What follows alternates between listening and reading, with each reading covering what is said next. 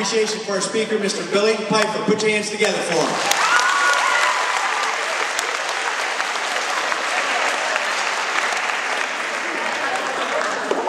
How's everybody doing today? I think what we all just seen there is the perfect reason why we do not ride Harley-Davidsons into schools. My name is Billy P, and I'm a recovering drug addict and a recovering alcoholic. For you people who don't even understand or have no idea what an addict or an alcoholic is, let me fill you in. An addict or an alcoholic is a man or a woman, a person, an individual whose life is controlled by drugs. You see, that's why I didn't come in here and tell you that I am still just an addict or an alcoholic. I'm a recovering addict and a recovering alcoholic.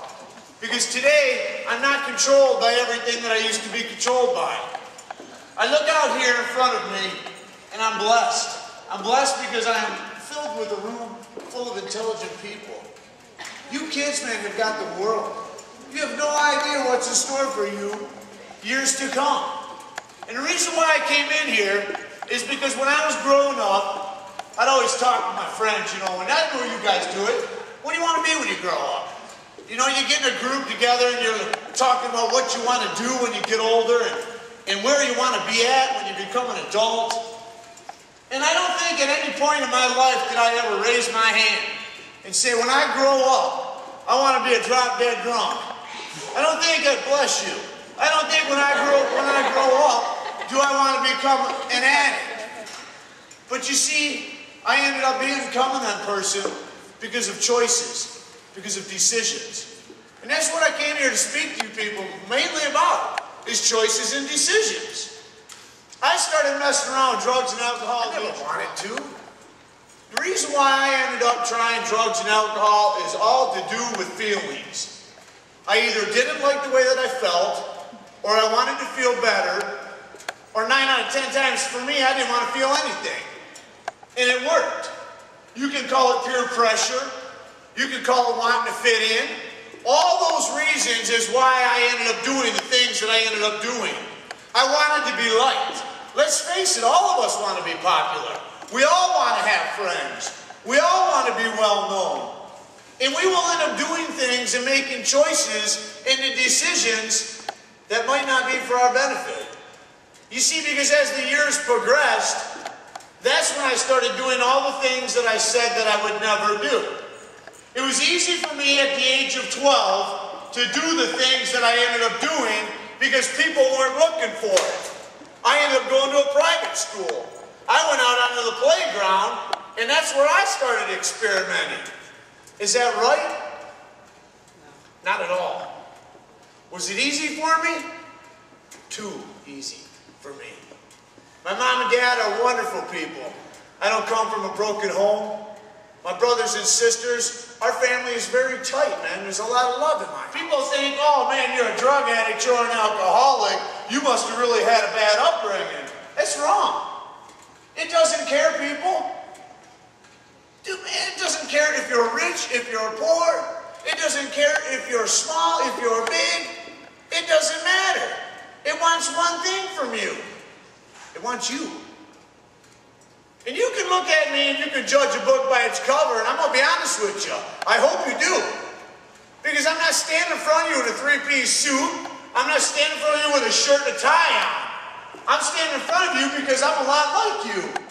When I started getting high at the age of 12, I stopped learning at the age of 12. A lot of things in my life today, I'm 16 years old. A lot of the ways that I think, man, I got a mentality of a 16-year-old kid.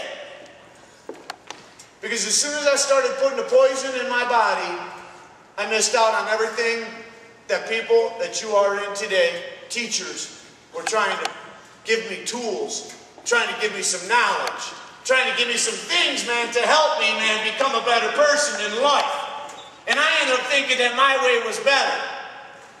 You want to know where my way led me? My way led me, I'm a 4-time convicted felon. I've spent 16 years of my life, man, owned by the state of Michigan. I've been incarcerated more times than the number of years that you people have been alive. What's fun about that? Do you think when I was out there, man, falling into this trap, man, of peer pressure, falling into this, man, if I do this, man, they're going to like me. Man, if I fall in with this crowd, I'm going to be well-liked, and I'm going to become popular. Do you think, man, when I was back then thinking that way, I thought, man, I'll bet you if I keep running with these people, I'm going to end up property of a correctional facility. I thought never even came into my mind. Never. It's the furthest thing from my mind. I started getting in trouble, I'm going to say probably about the age of 15 years old with the law. 32 years old is when I got the best piece of paper I've ever had in my life. And you know what's sad? It wasn't a piece of paper telling me that I've got these diplomas, man, from a college degree or nothing like that. It was a simple piece of paper telling me for the first time in my life, since the age of 16 to the age of 32, that I didn't have to ask somebody in the state of Michigan permission to do something. It's the first time that I could make a choice for myself and go do something that I wanted to do without having to ask somebody to do it. That's reality.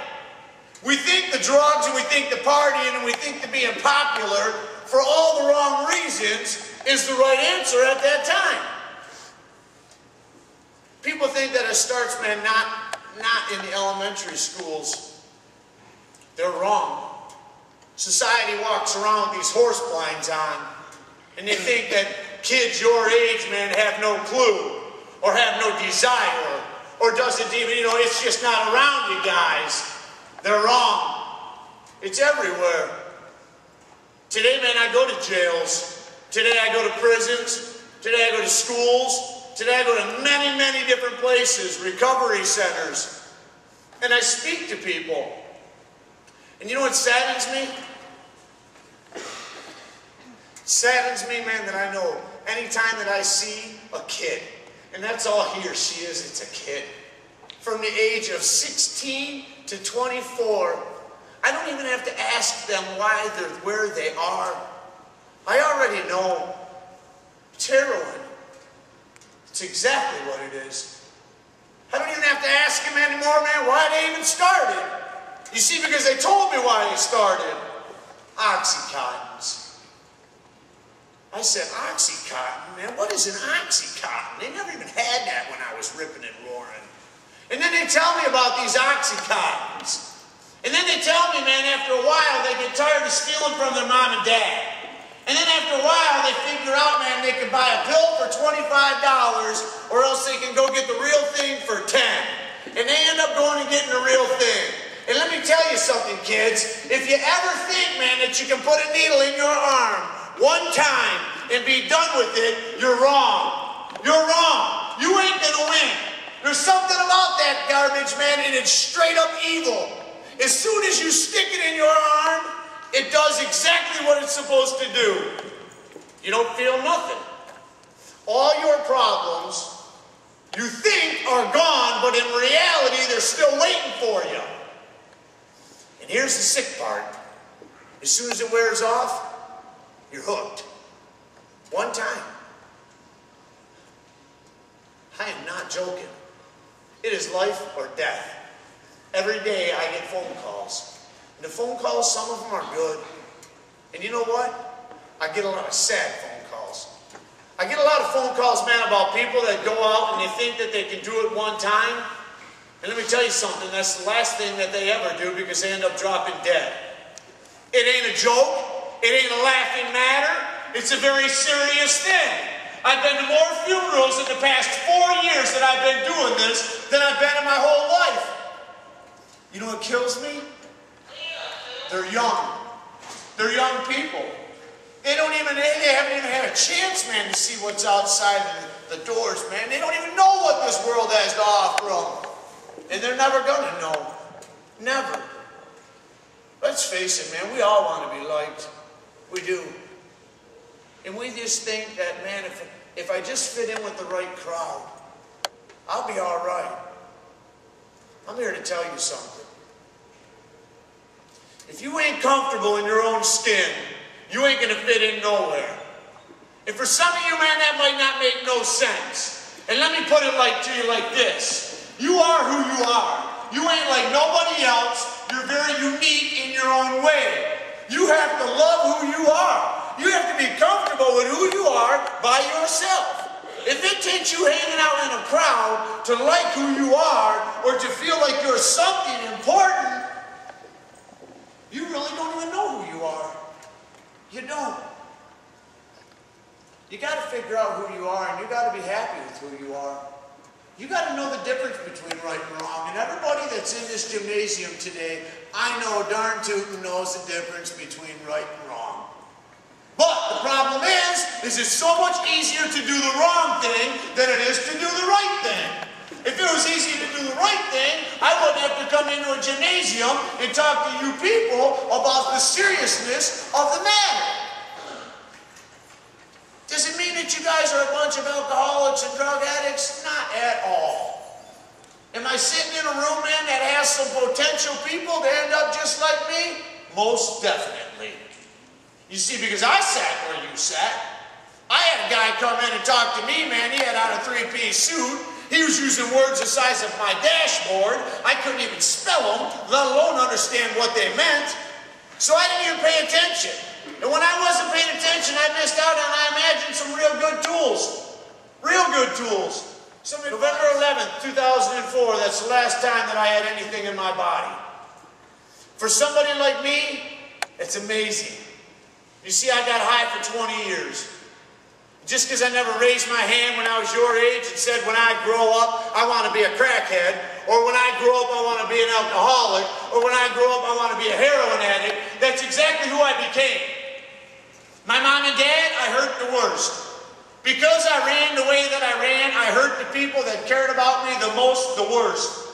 And by the time that I was done, my mom and dad wanted nothing to do with me.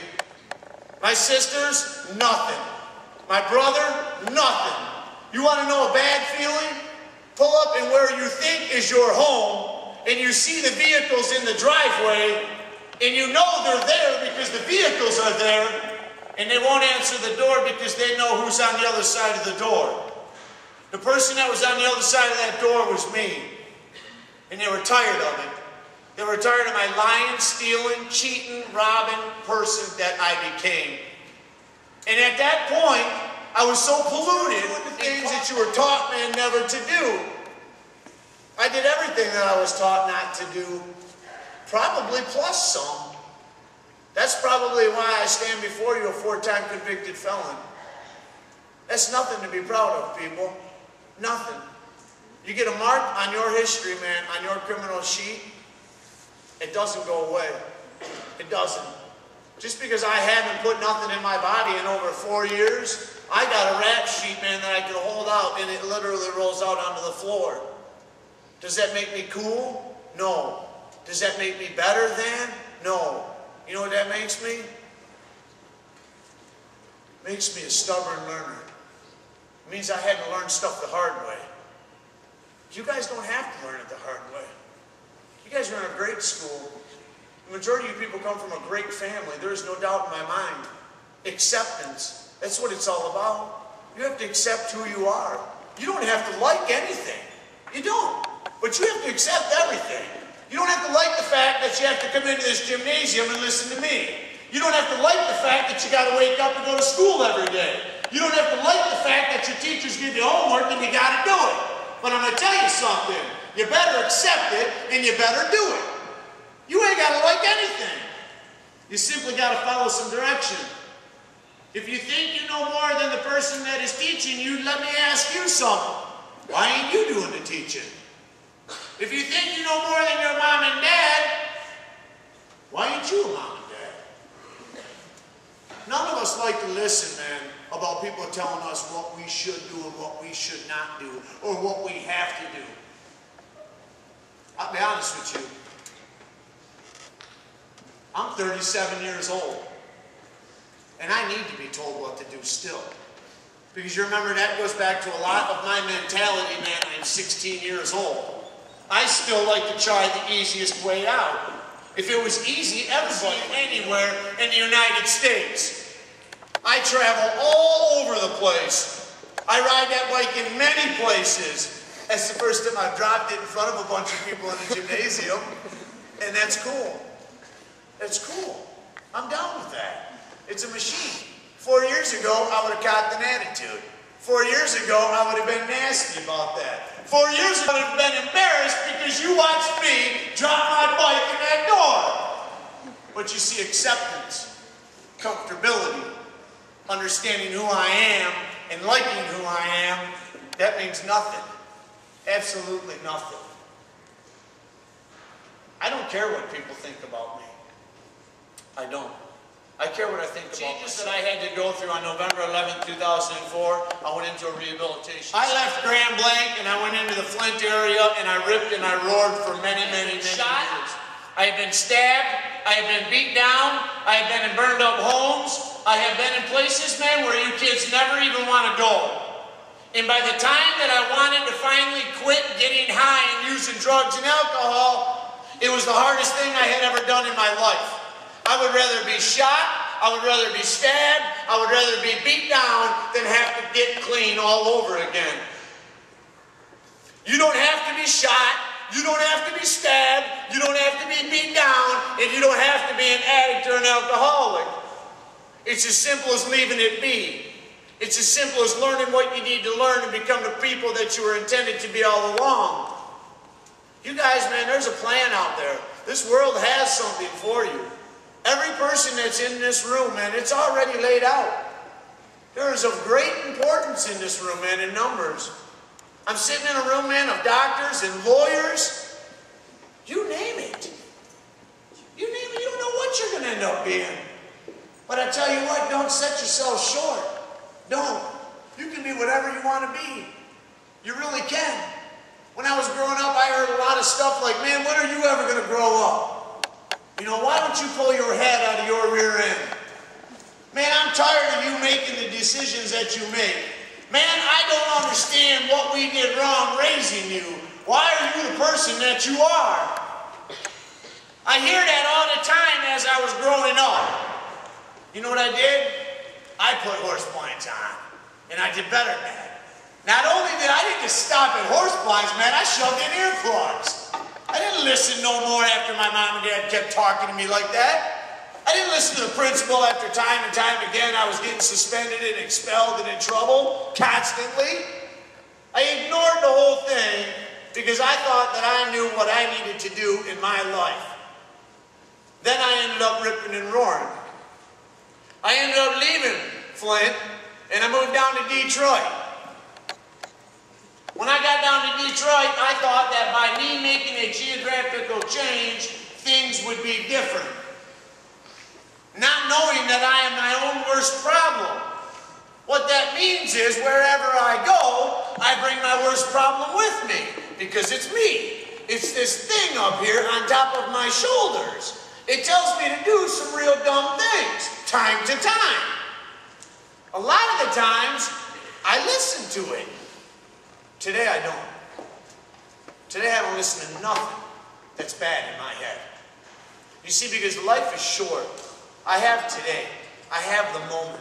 If I'm thinking about what I should have done better yesterday, and I'm thinking about what I'm going to do tomorrow, I'm missing out, man. I'm really the only thing that I have, and that's the moment. It's here. It's now. What am I going to do right here and right now? When them thoughts come in my head, I say, you know what? When I got down to Detroit, at that point, I thought, well, this is going to be good. A fresh start. Got down to Detroit and I didn't change anything. I lived exactly the way that I lived when I was up in this area. Imagine this. You do the same thing, you get the same results. I'm thinking, just because I'm in a different area, it's going to be different. And it wasn't. Shut your hand in the car door, it's going to hurt your hand. Whether you do that in Swartz Creek, Flint, Detroit, Ohio, Minnesota, I don't care. It's going to hurt. Bottom line. So my fresh beginning, you know where I ended up? After many jails down in that area, I ended up living in a tent in the alleys of Detroit, off of Warren Avenue. I ate out of dumpsters. I panhandled. I did all the things that I could do, man, to keep on getting what I thought I needed, which were drugs. The drugs tell me, just one more. Just one more, Billy, and then you'll be ready to quit. That's garbage. That's this disease has already got me, and that's the disease telling me you ain't going nowhere. Because once that one more runs out, I'm going to do whatever it takes to get one more. Years. 20 years, man, I lived like that. That's older than any of you kids, man. So if you ain't going to take the experience that comes from me, you're in for a rough road. In fact, if you don't listen and you don't get anything, man, out of what I came here this morning to tell you, chances are good I'm going to see you again. But you know what? Ain't going to be no gymnasium. Ain't going to be in some spot, man, where people want to help you grow up. It's going to be in a rehabilitation center where you're dope sick. You ain't got no control over nothing in your body. It's going to be in an institution where I go often to speak to people. It's going to be in a jail where today I am truly blessed. Because you see, today I can go into jails and prisons and I don't have to stay no more. I go in there, I don't have to worry about ordering food. I go in there, man, and I speak to people that are just like me. I ain't no different. I am one drink, I am one drug, I am one of anything, man, from becoming the person that I never want to see again. And that is reality, people. I will have this the rest of my life. 20 years from now, man, I will be saying the same thing because it hasn't changed. One away from anything. I can fit my last 4.5 years, which have been the best 4.5 years of my whole life, in one joint, in one syringe, in one pill, in one bottle. You see, because as soon as I put one inside of me, this disease kicks in. And this disease, it took society 20 years, man, to turn off. I can't turn it off by myself. You guys don't even have to get to that point. You guys are so young. You guys can have anything that you want. You can. Stay away from it. It ain't as easy as just saying no. Back when I was your age, I believe we had this dog on TV. I don't know what he was, McGruff or something like that. He'd come on and I'd see this commercial and he'd be like, just say no, Ruff. And I'd be like, dude, whatever, man, just say no. You don't even know what you're talking about. Let me tell you something. Years down the road, I wish I even knew how to say no. Honestly, today it ain't that easy for me. I don't believe it's that easy for anybody. Why? Because we want to be liked. Why? We want to fit in. Why? Because we want to be popular. We want to be liked, man, and we'll do things right or wrong to have that title, to have that status, to have that satisfaction of where we're at. No matter how bad life seems to me right now, man, I'm popular. I got all kinds of friends. You want to know where my friends were November 11th, 2004? There weren't any. None. Zero. Compete. Gone. When the money ran out and when the dope ran out, I found out I had no friends. I found out, man, all these friends that I thought I had, they were never a friend to begin with. They were acquaintances. Let me tell you something, man, that's a real humbling feeling. I walked into a rehabilitation center November 11, 2004. I was scared. Pretty much didn't have nowhere to go. I smelled, I was broke, and I wasn't wanted by nobody. Nobody wanted me anywhere near them. My mom and dad couldn't stand me. The rest of my family would rather think that they didn't even have a brother whose name was Billy P. I walked into this place, man, that wanted to help me. It's the only one that I've ever been to. And about day 7, when I was in there, my roommate, he said, Billy, I have a question for you. Go ahead, bro. What's your question, man? He said, I noticed that you have a fork underneath your pillow. You see, I was amazed that when I went to eat my dinner there, they had metal silverware. I'm used to being incarcerated. They don't give you metal silverware. I took a fork back with me to my room and I put it underneath my pillow. He said, why do you have that fork there? I said, listen, dude, at any point in the night, man, if I wake up and you're on my side of the room, you're going to understand why there's a fork underneath my pillow. Is that not sick, people? Ain't it? You know what that is? That is self-inflicted retardation, man, that I brought upon myself. That is because when I ended up not wanting to get high no more, I was reduced below animal living levels. All I knew how to do was lie, steal, cheat, and hurt people. Just for me. So that I could become a selfish, self-centered, egotistic loser. Because that's about what I was. My problem was, I'm used to survival.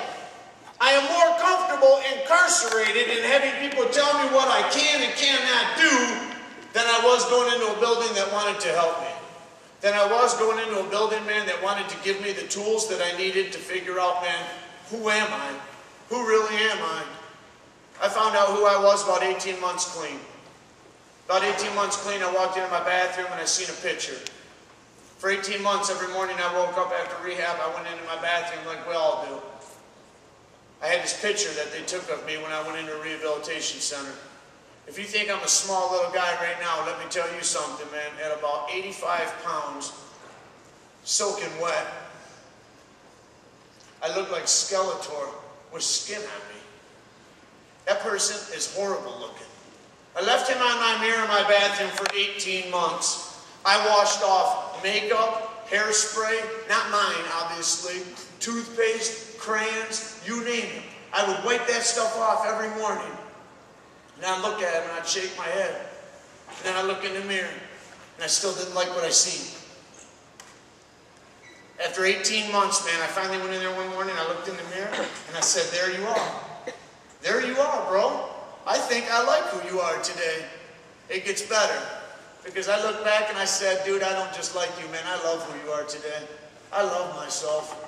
And I looked down the corner of that guy there, little Skeletor, and I said, you gotta go.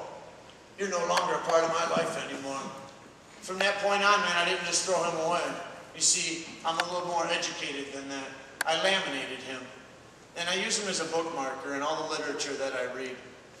Some changes happen. I just don't want you people to go down the road that I went down. Not at all. It's a struggle. It is. But I'm going to be honest with you. Today I roll with this. Not every day is great for me. I don't have a white picket fence and Toto running around my front lawn and milkman comes by and drops off at my front step. Come on.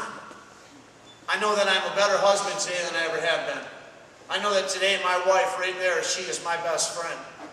I know that I've drugged her through you name it. And she stayed. I know today I have 4 of the most wonderful kids, man, that I can ever even want to have in my life. I know today when I come home and they hear my raspy voice, they don't run away from me and hide. They run up to me and hug me. Because I listen to people today. I listen to people even your age today. Because you guys are so honest, man. And you're so simple-minded. And there are so many thoughts that you guys had that go through your head, man, that go through my head too. Because remember, a lot of my mind, it ain't no 37 years old. I came in here, man, and if just one person in this gymnasium doesn't become a statistic, doesn't become a name that I read about in the paper in the town, in the city of Swartz, the only people who can make them numbers change are the people that I am talking to today. And the only way that you're going to make them numbers change, man, is by saying, you know what, dude, I remember this crazy tattooed individual with a wild mustache ride a bike, drop his bike coming into our gym. And he talked to us, man, about right and wrong and what we should do and what we shouldn't do. And you know what, man, no matter what I think about that guy, man, something that he said, man, in that gymnasium makes sense to me. For me, when I think that I'm having a day that you could classify as this day sucks, I tell myself, I'll tell you what, man, it has never sucked so good in my entire life. You see, all the moments that I go through, that's all they are, people. They're moments. The feelings that I have, they're going to pass. They are. Ain't no feeling there forever. The problems that happen underneath my roof, it's momentarily. The problems that I have with people in society, they pass. Today I can walk around, man, and not want to choke people. You live a life that I live. You come from where I come from. You do the things that I have done. And the day that you can tell yourself that you don't want to hurt somebody else because you don't like what they said, or because they hurt your feelings, or all of this garbage. That's growth. It's a miracle. It's a miracle, man, that I'll drive 6 hours yesterday to come in, man, and spend these couple moments with you people. It is. Years ago, I'd have made up some reason why I don't need to come in here and speak to you. But every time I get reminded, man, of what this disease does to people. Memphis, Michigan. Let me tell you something. If you guys end up going into the high school, which the majority of you are, and you guys end up falling into the wrong crowd because of feelings and wanting to be liked, and you guys end up figuring out that Oxycontin ain't the answer, and you guys end up doing what the majority of people do at your age, which is to do heroin, I'm going to see you again. And it seems to me the majority of the people that come from Swartz Creek end up going to Sacred Heart Rehabilitation Center. It's in Memphis, Michigan. Every time I go there, I pray. I pray, man, and I ask. I'm like, you know what, bro, man? When I get there, it would be so cool if I didn't find some young person, man, from Swartz Creek today. It's never happened. I always see a young person there from Swartz Creek, and I understand why they're there. I'll tell you something, man, the payoff for doing the right thing is so much better than doing the wrong thing. If you know the difference between right and wrong, make the right decision. Because I'm going to tell you something, behind every decision that you make and every choice that you have, there are some circumstances to follow. And them circumstances now are not always good. They're not, believe me. You've already heard some of mine. Today I'm going to do the right thing for the right reason, no matter what. I don't even have to know why. I know that I'm going to be paid off in the end. There's no doubt in my mind. If one person here gets hope, then my job is done. I did the best thing that I could do. You don't want to listen to your parents about drugs and alcohol? You surely better hear it from me. Because if you missed out on something that came out of my pie hole today, you weren't paying attention. And if you can't pay attention when I tell you about what I've lived through, you've been through a rough road. You better wake up right now. You better wake up right now, man, and pay attention to everything that's going on. And I'm going to be honest with you. There comes a time still today at 37 years old that I know when to use my legs. That means there are times, man, that I walk away from crowds that I don't need to be around anymore. Because if I hang around a barber shop, I'm fixing to get a haircut. And I can't afford a haircut, as you see. What that means is you hang out with the wrong people, you will end up doing what them people do, right or wrong. Think about it. You don't have to live the life that I live. Your mom and dad don't have to throw you out of the house. Your family doesn't have to disown you. You never need to be a convicted felon, let alone a 4-time convicted felon. You don't never have to do the things that I have done and see the things that I have seen. And here's the best part. You're going to say, well, why don't I need to do that? Because I love, man, everybody in this room. I did it for you. I did all that stuff for you guys already. You want to know what it's like? Call me. You think I don't have the time for you? You're wrong. I'll make the time for you. You're in a bad spot? You don't like the way you feel? You think you're about to do something dumb? My number's for everybody. Because if you calling me keeps you from making a horrible mistake that you might not be able to stop, don't you ever think that you would be a bother. Don't you ever think that you would be a bother to anybody, man, by asking them for some help. Because you ain't. In fact, that's the way that this world is supposed to work. We help each other. That's why I came in. But for somebody that comes from where I come from, to be able to stand in front of a bunch of kids after dropping my hog and tell you all that I love you, I mean it. You guys, man, are precious. You guys, man, are tomorrow. You guys are my tomorrow. So do me a favor. Don't just say no. Walk away from it, man. Figure out who you are, be proud of who you are, and walk tall. Be proud of who you are, and become the people that you were intended to be. You see down the road, man, the plans, I'm going to need to see you. You're going to be the young doctor. I'm going to end up growing old and feeble.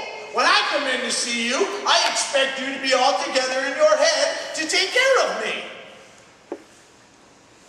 If you go live the life that I lived, you're not going to take care of me. You're going to rob me. That's reality. Kids, man, if you got anything out of this, and I hope you did,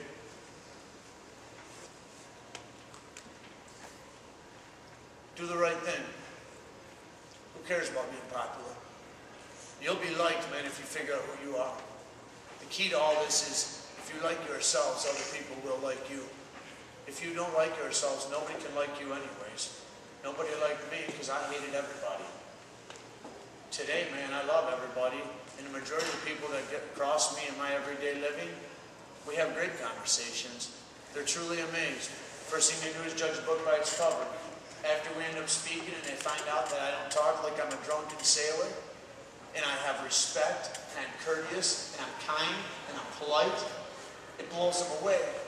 They walk away and they think to themselves, holy cow, was I wrong, man, for thinking that about that individual? That guy's nothing what my eyes told me he was like. I hope I don't ever see you again.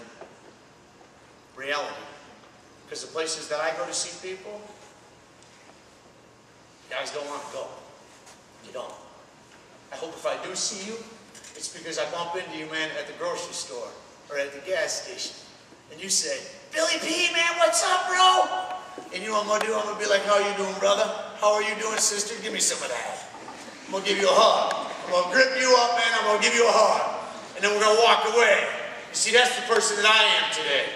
A lot better than the person that I used to be. If anybody has anybody in their family, man, who is suffering with the things that I've suffered from,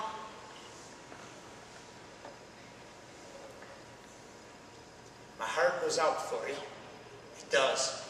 Because it's painful. And it's long. But you remember something, man. You don't have to be that person. You don't. You can break that mold. You don't have to fall into doing what you see being done. You know the difference between right and wrong because you're at a good school and that's what these people are here to teach you. Right and wrong. What makes this world turn?